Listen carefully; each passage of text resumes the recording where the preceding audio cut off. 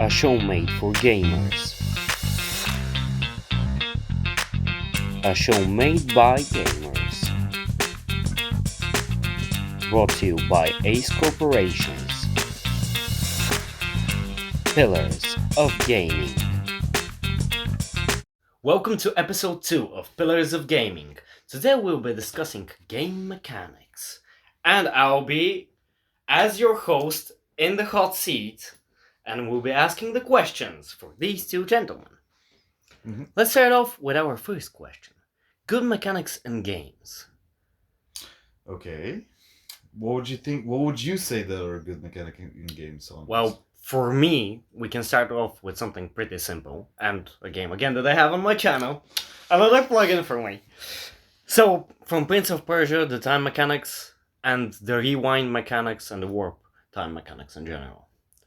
I know that's not the first game that used time mechanics, and in general warping time mechanics, but it was very good. It polished the system, and it became a staple for the game. And it basically allowed the players to have more options as well. Not only it gave you more options in combat, and it was tied in with actually solving puzzles in the game, which made it a lot more fun. It was not only a rewind system where you die and you basically rewind back. You could actually save it for where you most need it, which was the cool part. And because Prince of Persia, the first 3 games, I think, like Sands of Time, Warrior Within, and Two Thrones, had specific checkpoints where you can save. And because you could save only at those checkpoints, actually having a time rewind and a time stop mechanic worked very well for the game. Because that made the genre what it was. Like, that made Prince of Persia games what they were. I have to agree with that one. One mechanic that I think rivals it in puzzle solving is the portal gun from Portal 1 and 2. Okay. The creators of Valve creating that game honestly had a very good idea. 2 portals simultaneously existing, traveling from one point to the other, but you can only have one entrance, one exit. It's a very good mechanic that forces you to think through what you're doing. It forces you to look what's around you, the specific spots that are going to work, analyze yourself, analyze your surroundings. It's a perfect combination between difficulty and basically making the puzzle easy. Yeah, I would agree that definitely the Portal mechanics in Portal work good. And many other games actually managed to figure out a good way to use that as a mechanic. What about you? Do you have a good mechanic? Well, I like the parkour in uh, Dying Light, the first one. It's very cool. You can jump around and travel very fast, even without the option fast travel in the world. Oh yeah, that is a nice point that you mentioned here. Oh yeah. That games You that can don't get have shortcuts very yes, easy with that's the very parkour. cool. Speaking about shortcuts, Dark Souls games with their shortcuts. What the fuck do you mean shortcuts? What? Well, you basically unlock shortcuts in the game. Aren't they like Yeah, that's a good save mechanic. points? No, you can unlock different doors or open up ladders, terrain, and other things like that, which allow you to have a shortcut and bypass Oh. enemies, Oh, that's what you. making the terrain interactable in such a way that it makes it a mechanic. You basically unlock shortcuts. And plus, it gives weak players the opportunity to say, "Fuck that! I'm gonna go Well, somewhere else." yes, it does. And speedrunners can beat the game way faster. True. Yeah. And on the topic still of overall the parkour mechanics, Titanfall is a game that introduced very good low wall climbing mechanics and wall running mechanics. I think it was the first FPS game that actually introduced mechanics like that. Yeah, maybe it was the first FPS game that did that. Apex Legends afterwards picked up those mechanics and made Apex really fun because of that. The sliding mechanics, the wall running mechanics, the climbing mechanics, that made first person shooters a lot more interesting in modern day times. it can give you a little bit more of an option to get to a higher point, higher ground, or maybe to sneak around your enemies as well. Like, That can- if the viewers remember, but last time we talked about first-person shooters again, and you said that you really like first-person shooters. And I said that I kind of dislike them, but that's why Apex is different. What I like about the parkour in Dying Light is that you can interact with almost anything, almost every building. You don't have like games like God of War, the new ones, Or Assassin's Creed. or does it as Assassin's well. Creed. That You have to grab up specific Specific ledges and Specific ledges, spots. and but while in And you- Dying Light, and you- it's everything. and in Dying Light, because of this ability, you can find secret things around the map. The freedom of movement that it gives you allows you to actually Yes. find. We cannot Anything. forget the upgrade system for the parkour. Eventually, over time, you level up your character. They give you skill points that you can put into actual upgrades for your parkour, giving you even more options. We cannot forget that one. Yeah, Sadly, I think it was slightly limited. You They can- could have done more. You The can first even- game was still very grounded in reality. if That's I can the remember difference. very well, you can even at some point jump on the heads of the zombies if you want. Yeah, you could. Oh my god, Yeah. I love doing that. It was so fun. Looking at their faces just being squished by your boot. It was actually very fun, yeah. Okay, should we move on to the Yeah. next question? Yeah, let's I move think on. so. Okay, we're going on to the next one, and we're gonna switch it up a little bit. We're gonna talk about bad mechanics. In Oh games. god, I have way Because too many. fine, we talked about good mechanics. But those are the problem. Good mechanics are a lot more than bad ones. But Yeah. let's see what we have for bad mechanics. Over limited inventory. Oh god. One of the worst things. Like, what are we talking? Like over limited inventory. I know you have an Minec- idea of what over limited inventory is. taking But and I five have items mine. from Let's one hear your idea. Minecraft 60 maximum 64 items or No, no, Resident Evil. And then even you can get even more I'm nowadays. fine with Yeah. Because you have, what was it? Shulker? Choker boxes, Choker. yeah. I was gonna say choker. Joker boxes. The choker box. Shit, I'm gonna make an illustration about that. Nobody heard that. I'm gonna make an illustration about that. Here it is. No. What is your idea of bad inventory? Overly limited. Weight system, where it doesn't need to be there. I'm fine with inventory system. I'm fine with World of Warcraft's inventory system, for example, where you have different bags and you can store things. You upgrade your bags and you have more storage. That's fine because you have a good crafting system there. You have professions there. And you have a lot of items that you actually don't need because you can use them as, I think it was called transmog or something like that, which is basically your skin system Yeah. in World of Warcraft or in more recent iterations of World of Warcraft. I don't know about that one, but sure, okay. Well, for example, because I've mostly played Wrath of the Lich King, no surprise here. Everyone does. Yeah, but Wrath of the Lich King didn't have that.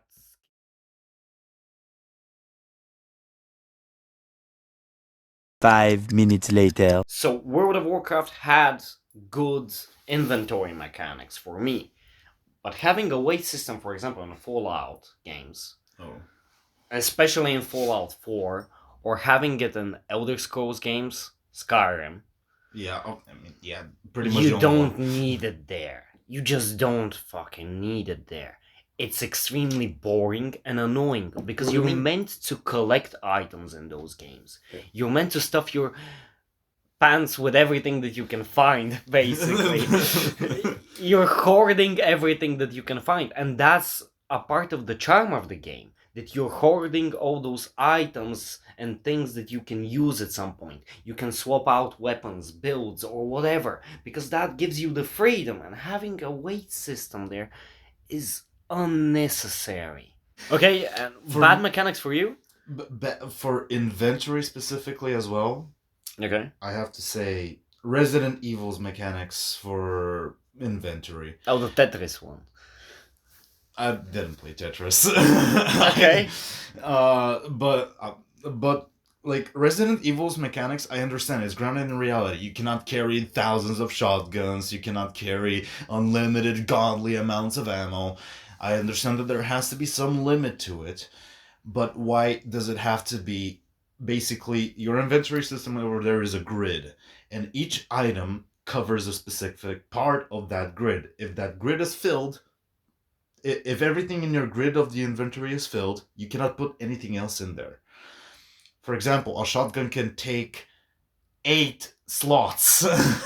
Yeah, which overall is half of your inventory. And you over there, and while it is grounded in reality, that's how it really is. And the problem that I have with it, it's very hindering. And the biggest problem is you cannot upgrade it. The inventory system that you start with ends the same way. Wait, didn't the newer games actually let you upgrade it by finding pouches and adding them on Yeah, but Leon? they're so insignificant that it doesn't matter. Yeah, but it still gives you a few more extra spots. I mean, you can carry handgun And, ammo. and the problem is there's not that many little amounts of items that you can pick up. For example, healing herbs, you take only one spot. You cannot stack it. They're non-stackable. Really? They're non-stackable. And they Wait, basically go to aren't they another stackable slot. if they're from the same type? Depends.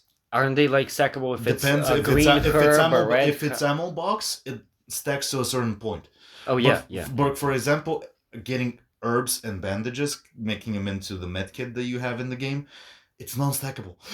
Why? Why make it this inconvenient for the player? Yes, I get it. It just makes med kits less valuable. But the problem is the solution basically is scatter a bit more the loot that you can find. Okay. What other mechanic would you say that is bad? Well, let's talk about the stamina one. Okay. I'm pretty sure that you cannot get tired from hitting a monster 5 times. You're talking about Fighting mechanics. fighting mechanics, yeah, but there are specific running. games that are guilty of that. Like, what game would you say that? Like, Has a bad stamina are you system. talking Legend of Zelda? Yeah, because Legends of Zelda, one of the newer ones. What was it called? the one that is on the Nintendo Damn, Switch. we're a gaming channel and we can't fucking think of a game. On the Nintendo Switch. No, it wasn't only on the Nintendo Switch. I think you could play it on PC as well, on PlayStation. No, you can't. It's illegal. I can't remember. Did Silent Hill have this fighting mechanic with the stamina? Because I think can it remember did. well. I think it did. Yeah, that was very, very stupid. I didn't like that. Dying Light. Dying Light. Yeah, Even of Dying course. Light, the golden gem that it is, struggles from that as well. Yeah, you have to upgrade it, and in order to upgrade it, you have to be to be usable. You have to be end game. You said specifically in fighting, right? Yeah. Like Dying Light had a problem that you get easily tired from hitting a few zombies, but you can almost infinitely climb, jump, and parkour in general. Yeah. Until the second. Okay. Until the Until second the game. second game that made the parkour system even more insane and added a stamina bar, and it's like, But it now- still doesn't ground in reality. Let me reverse it here.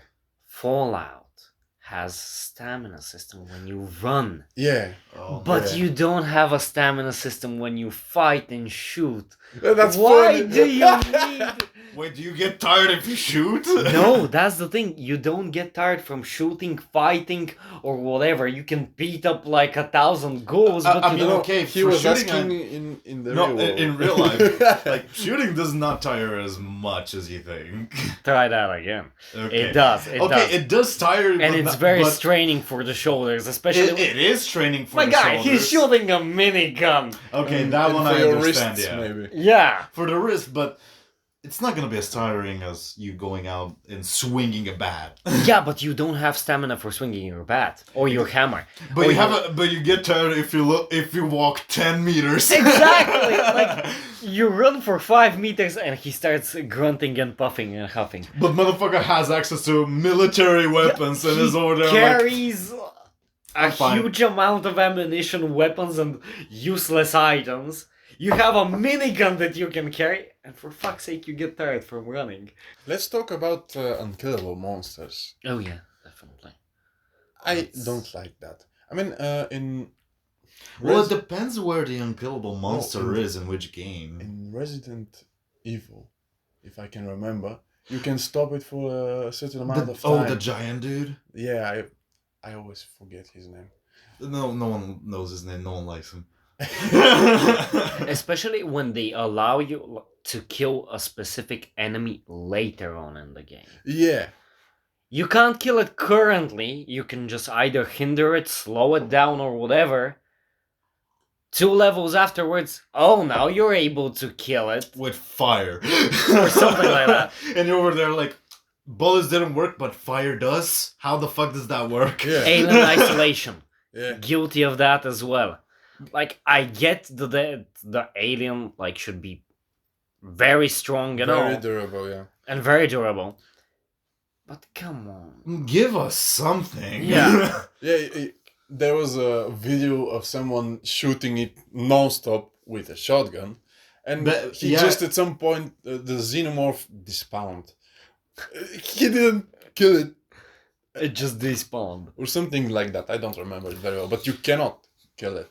There are situations where unkillable mobs can work, but it's in a situation if your character doesn't have the option to fight. But that's different. You're I in don't- general not allowed there to fight.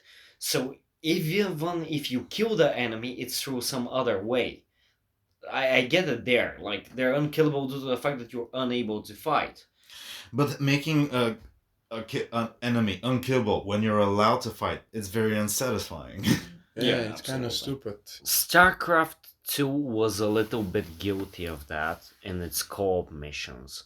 In the co-op missions, you could get mutations, for example, and you could play mutations to get more XP and so on, and better rewards in general. And when you're doing all of that, sometimes you get a mutation where you get unkillable monsters. And other strategy games have done that.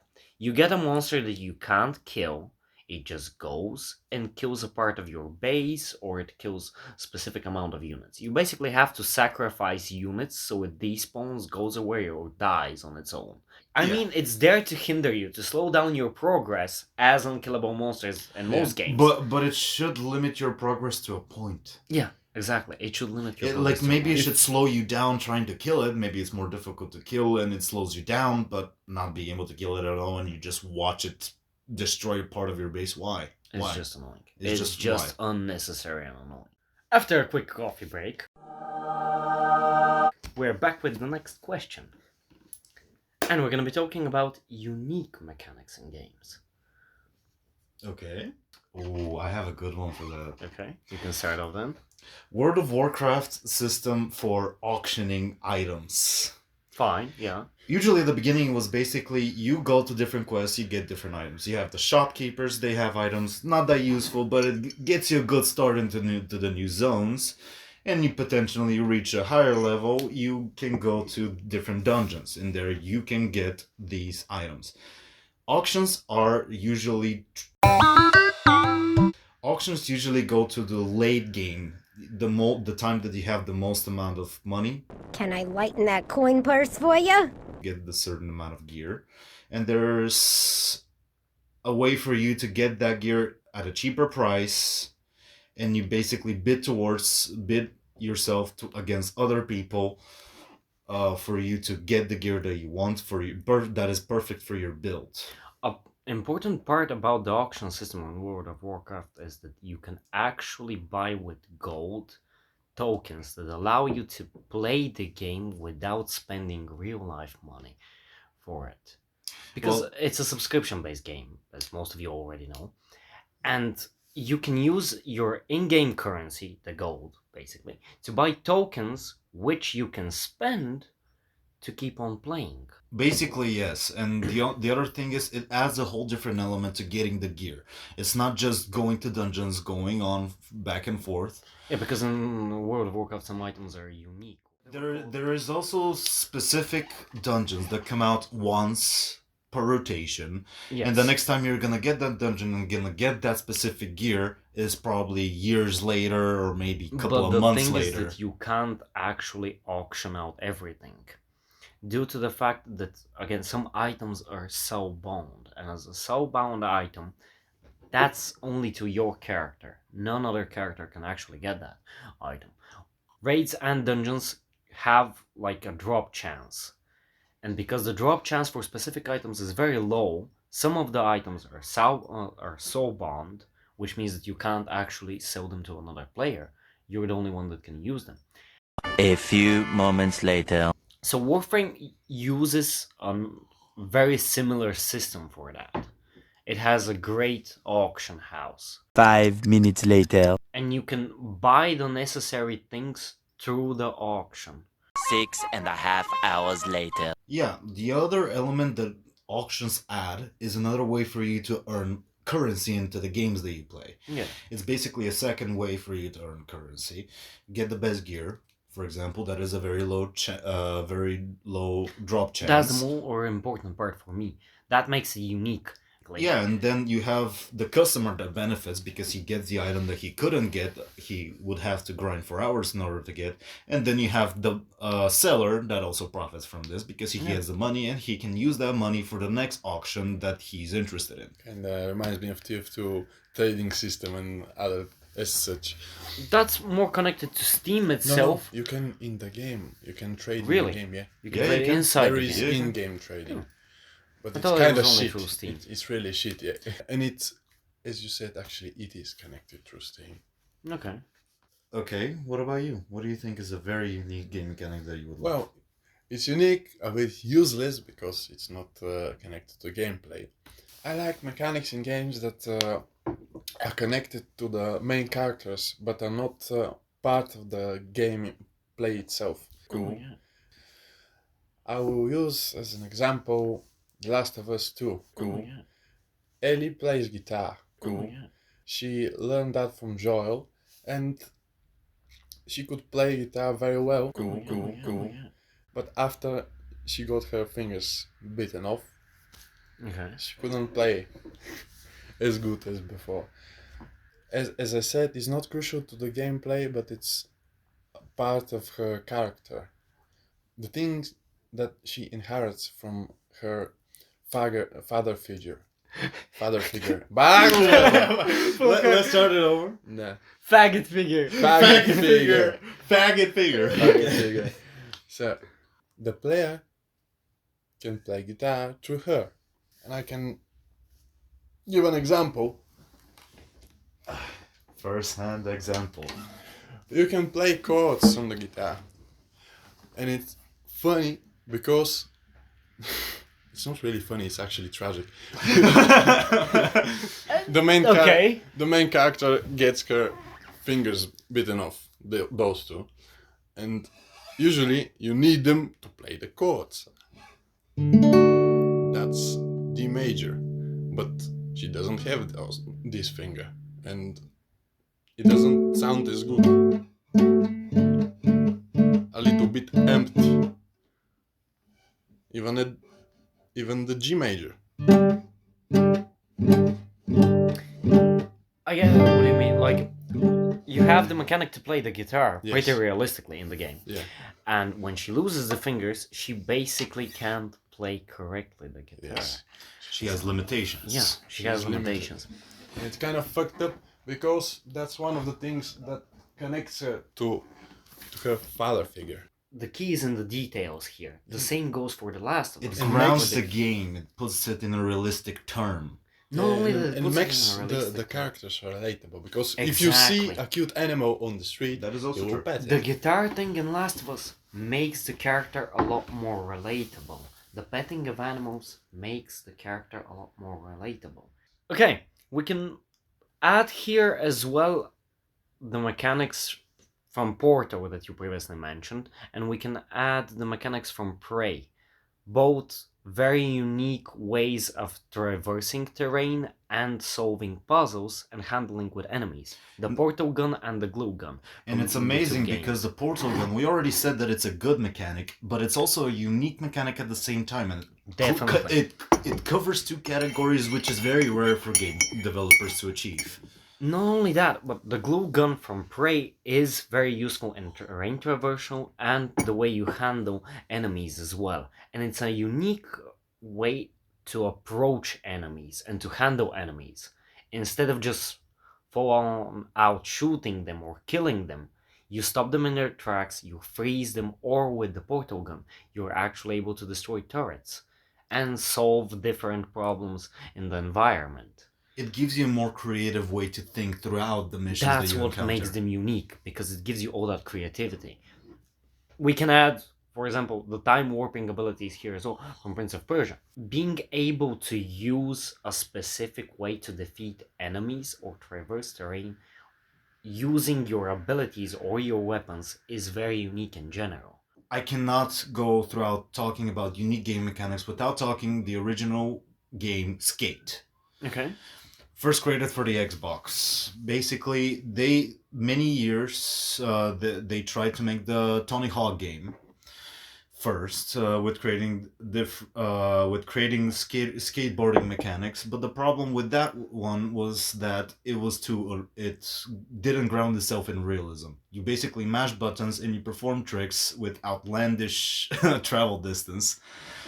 Not that Skate doesn't have that flaw as well. It can be unrealistic, but the difference is basically it uses the analog stick on your right, usually used for controlling the camera. This time they decided to use it for a completely different reason. Your camera is fixed. You mainly focus on the tricks.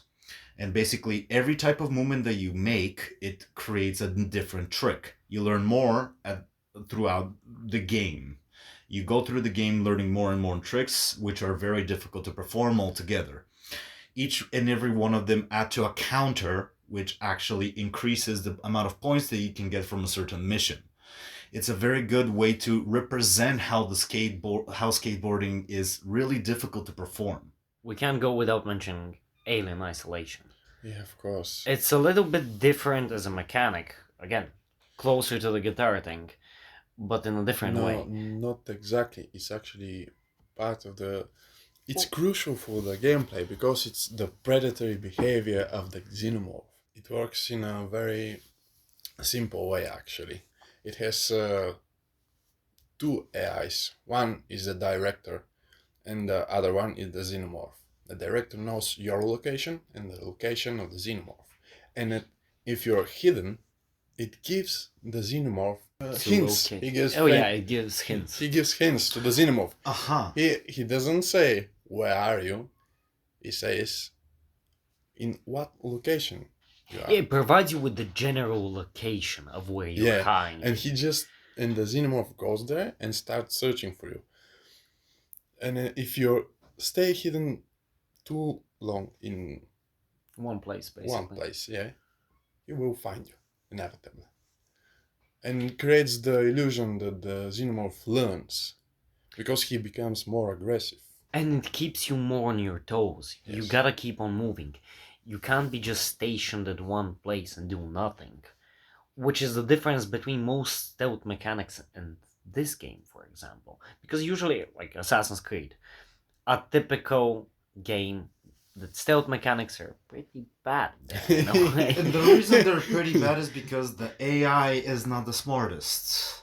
To finish off this episode, we're going to be talking for overused mechanics. That doesn't mean specifically bad or good mechanics. Those are mechanics that either don't belong in a game or that they're just everywhere and they're just time fillers in some games. I'll start it off. How Fine. about durability mechanics? The one game that I think that doesn't really fit with the durability mechanics is actually a very recent game that I really like, Hytale. Oh, Durability mechanics are great, but whenever it comes to actually very difficult and very copious methods of updating your gear, adding a durability mechanic kind of hinders the gameplay. Why? It tries Can to. you explain? The reason is because Hyto tries to focus right now most on sandbox. It has an adventure mode coming, but for example, right now we only have sandbox elements to it, which means you gather materials, you build something that you love, that that beautifies the world a little bit more for you.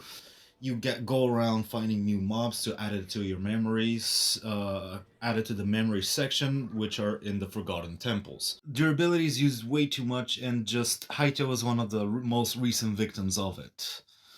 You don't need to add durability to a game that is very difficult to progress through the different items, and especially when it comes to being an exploration game, it hinders your exploration. Would you say that Minecraft does it better than Hytale? Depends. I personally think not. Really? I personally think not. Because, for example, yes, I understand durability for stone tools, iron tools. For those, I kind of understand. Even a little bit for diamond. But whenever it comes to netherite, Oh yeah, the netherite. netherite is really difficult to actually locate. It can take you can take hours of actual just mining or explosions in order for you to find enough to be able to actually make netherite. And in order to make netherite, you also need the upgrade that you get from the bastions, one of the most difficult locations for you to go through. And as well as that, you need diamonds. Diamonds take time. So the upgrade for the netherite takes time. You need to find gold as well. And you need 4 netherite scraps, 4 gold bars in order to make 1 netherite ingot. When you reach to that point that you're gathering basically netherite, you already have like mending and unbreaking. In Minecraft, durability mechanics are overall fine until you reach a certain point. Yeah. Like at the beginning tools, yeah, sure, add Your end durability. game tools shouldn't be breaking. But you end That's game the tool, idea of end game. yeah, See, because yeah. at the end, yes, you have the best tools, but now you have to make XP farms just to make sure that motherfucker lasts. Breath of the Wild, guilty again of the same thing. Yeah. You don't need durability there in general.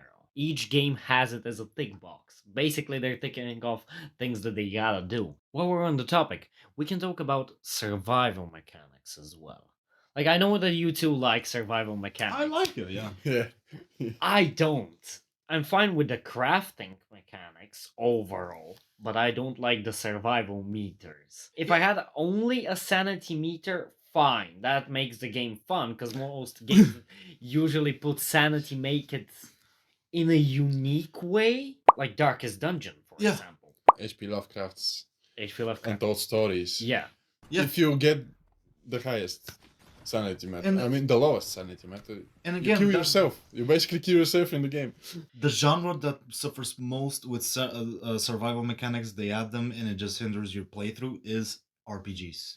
Yeah, RPGs and MMORPGs. And, Some yeah, of the you're right. MMORPGs actually do have survival mechanics that you don't actually need in those games. Specific genres just don't need extra step or something that is a time filler in the game or keeps you there for no reason, just to babysit it. Don't make it a babysitting like thing. If you have extra like survival mechanics or basically meter mechanics, let them be unique in a way. It's fine in survival games because that's what they're meant for, but don't put it where it's not necessary. Yeah. Basically. I agree with that one. Any other mechanics that you would say that are overused? Well, we can talk about stealth games like Metal Gear Solid. You mean like the mandatory stealth sections? Yeah, mandatory stealth Okay. sections. They look goofy. That's And absolutely unnecessary in some cases. unnecessary. As Metal Gear Solid, as you mentioned, like some sections are mandatory stealth. You just don't need that. And if a single enemy, even though if it's reachable and very easy to kill, If it's easy, if it's easy, it's game over. Yeah, with yeah. the level. For no reason, the enemy just spots you and it's game over. It's same goes for Star Wars Outlaws. Oh, yeah, that was the, one of the more most recent recent, newbie. yeah. They tried to implement stealth mechanics into the game, while not being completely fleshed out. Adding them to be mandatory really hinders some missions, making it really difficult to progress. Because now it comes to how they handle through the stealth, but as well as that, it doesn't fit in it. It's Star Wars Outlaws. The first thing that comes to your mind is basically running, gunning, shooting. Stealth kind of doesn't have a place in it. I mean, when you're thinking about outlaws, you mainly think of like bounty hunters or Yeah. Yeah. You can have a stealth portion of it, or Like stealth you- sections. or stealth sections where if you do stealth, you get a bonus because nobody saw you.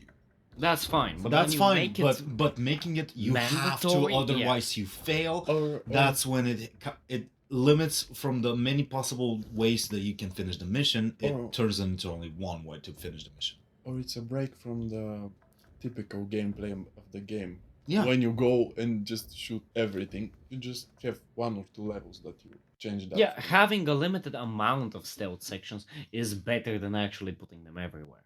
Like, And not only putting them everywhere, but not making them mandatory. not making them an insta fail in general. When we're on that topic, and when you mentioned Ubisoft, they're guilty of another game that does that, and it's Assassin's Creed. Oh yeah. Like, we cannot mention They like added we it can't skip they, Assassin's they Creed here. ruined it in a different way. Why in a different way? Like in the first games, it was overall fine, but I don't understand it in the most recent Assassin's Creed games and iterations of Assassin's Creed. They're more open world. You have a much more wider variety of how you're gonna approach a segment in general. I don't understand why would you add a mandatory stealth section in Assassin's Creed, the newer ones especially. Older ones did it fine, it was still fresh mechanic, it was still interesting, but nowadays you just don't need that in those games. I understand why they tried to add it. After all, they're assassin. They're supposed to be moving quietly, not being seen. Yes. I mean, it's a staple of the game, but the newer games you're not actually an assassin. Yeah, that's you're the not thing. even part of the assassin. You order. can't call yourself an assassin whenever you're wielding a huge hammer. You're able to absolutely take out entire outposts. Yeah. And suddenly in the next section, a guard spots you and that's it. They try to move a little bit differently with Assassin's Creed genre, which is fine, but then don't add then just remove the mandatory stealth sections. of it. Exactly.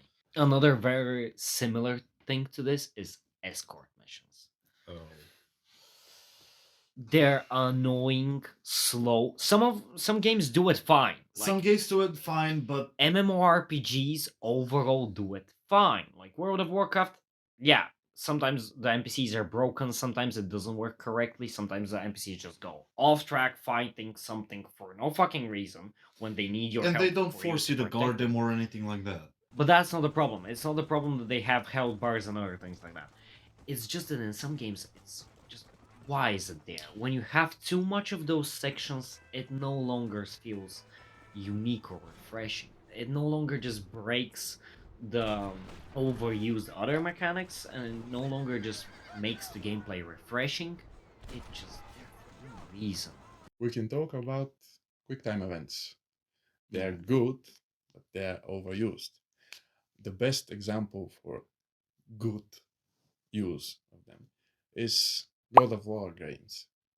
Definitely. Oh yeah, Like I have to absolutely. agree with that. Because you have the boss fight. When you get the boss to a certain Threshold, yeah, or Yeah. down enough on its HP bar. yeah, and then the quick events start. And after you successfully manage to execute it, it starts a cinematic. Oh yeah, transitioning from a QT into a cinematic. That's a I very think good that's the use right of it. way. To go with Definitely, it. definitely. Also, as well as that, what it enhances it is basically that the QTs are very simple. I think we can like. I think that the three of us can agree on this. We actually really like QTs. I Yeah. love, yeah. Like we definitely are suckers for QT events, especially when they're done right. But again, it's overused, and you're absolutely right in that. Currently, most games actually have QTEs, even where you don't need them. Uncharted, for example. Oh god. It's overall well done, and it's in specific cinematic type of QTs. And I like that some of the most or more recent games that are closer to Uncharted, or basically the action adventure games, you can turn off or turn on QTs. Yeah, You can can you? either yes, you yes. can. That's haven't what played the makes it game. actually good. But we need to talk about Until Dawn here, though. Didn't you mention that they moved it on PC or something? They moved it on PC and they There- gave you the option to turn it off. It's not necessary though there. That drags out the game. When it's with a controller, it's fine. But when it's on the computer, it just It doesn't because it work. has way too many buttons and you kind of get less of a time to react. Yeah, exactly. So don't put like QTEs where you're not supposed to put QTEs. Yeah. The genre I think which has the least needed QTEs are fighting games. For example, Really? depends on which fighting game. Okay. And Mortal Kombat actually added QTEs in story mode as well. yes, and I don't Which I think they're didn't good. like, yeah. I don't think they're good. It takes you out of it because you expect as soon as the bar of health for the enemy to fall down, you don't expect a QTE. Yeah. You don't expect it, so it comes out of the blue. It's not something that you expect to be there. Yeah, I've already been button mashing. I've I've already been button mash. I've gotten been my button hands mashing. tired. My fingers are already tired, and all of a sudden it's like, and not only are there QDs, they make them extremely difficult to follow. They're like up, down, AX, try. It And keeps on it's- going for. It's like a long section of it. And you it's don't need stupid it. if they didn't have it in the previous versions. Yeah. Yeah. And they just At least suddenly in decide Naruto, to they add started it. from the start. At least in Naruto, they started from the start to have That's QTs. a very good point. That is a if very the good point. game didn't have QTEs originally and you just add them for no reason because it's popular, that absolutely fits the thing of it.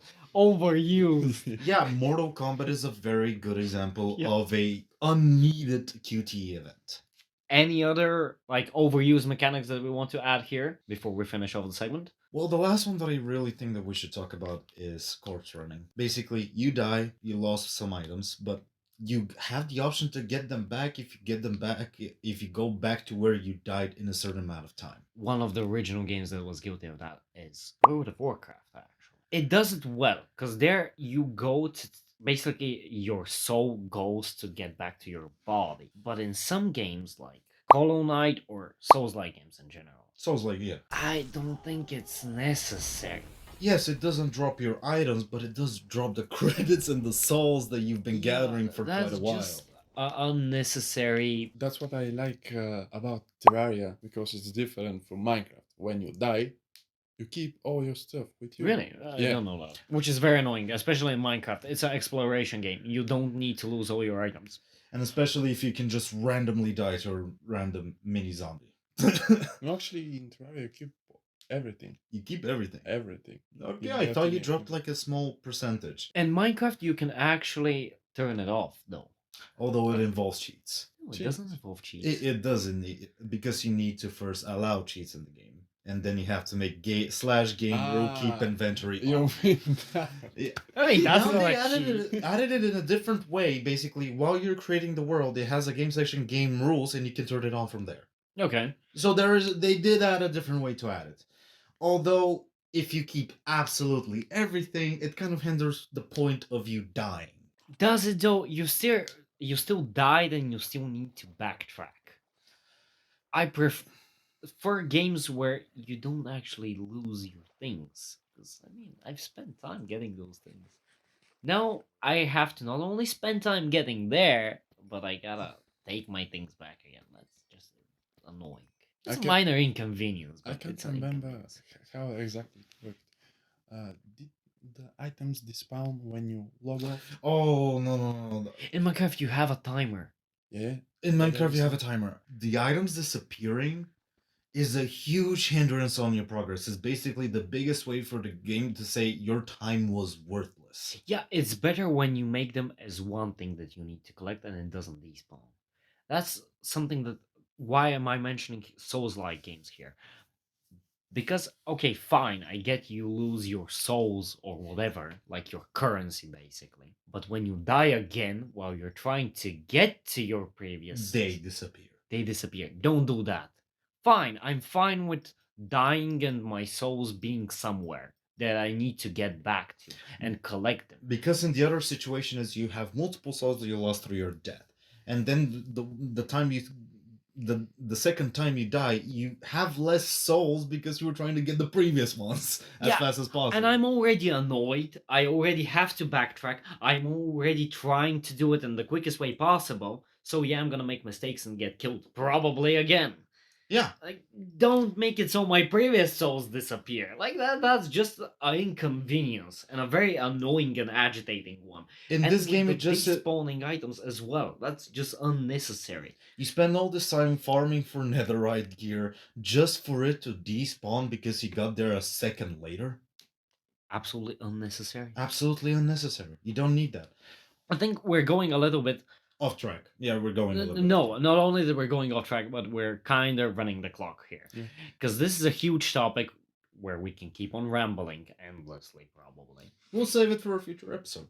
But definitely we can do that in a future episode. If you like hearing us ramble and talk about overused mechanics or in general about mechanics, we can actually make a second episode about it. Because I think we have a lot more that we can talk on this subject. It's a big topic. Yeah, exactly. Maybe in the future episodes, talking about the pros and cons of mechanics in a certain game. Or something like that. Yeah. We can absolutely discuss more mechanics in another episode. So I think the best thing we can do here is actually end it off so we don't drag it on too much. And because you probably got tired from us talking. And we need to save something for another episode. So probably see you in the next one.